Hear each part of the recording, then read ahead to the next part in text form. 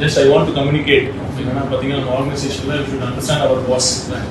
நம்ம pass CM அவரோட mandate வந்து ரொம்ப கிளியராக இருக்குது. இன்னைக்கு கூட we had a meeting with the CM. People have proposed huge faith on this government. எல்லா பார்ட்டிஸோட ஹியூஜஸ் புல்ஸ் அண்ட் ப்ரெஷர்ஸை தாண்டி பீப்புள் have elected us. அந்த அளவுக்கு ஒரு ஃபெய்த் வச்சுருக்காங்க. ஸோ சிஎம் இஸ் ஹேவிங் சொன்னார் அந்த ஒரு ப்ரெஷர் ஆஃப் ரெஸ்பான்சிபிலிட்டி அவருக்கு இருக்குது.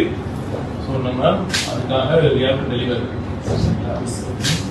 ஸோ மொத்தம் நீங்கள் பார்த்தீங்க you have to implement the policies of the government in the right spirit.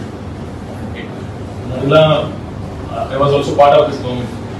5.5 years I worked as a medical officer in a primary health center. அதுக்கப்புறம் ஒரு சென்ட்ரல் கவர்மெண்ட் சர்வீஸ் இருக்கேன்.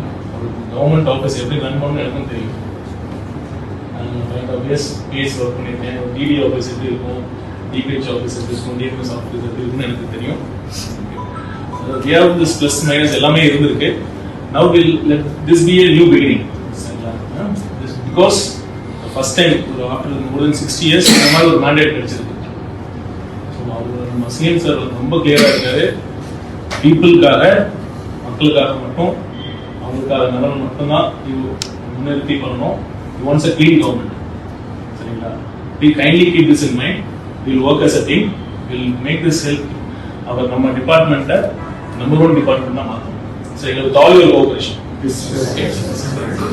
உங்களோட டீமுக்கும் போய் சொல்லுங்க, இந்த மேண்டேட்டை பற்றி சொல்லுங்க, you have to deliver. சரிங்களா? Thank you.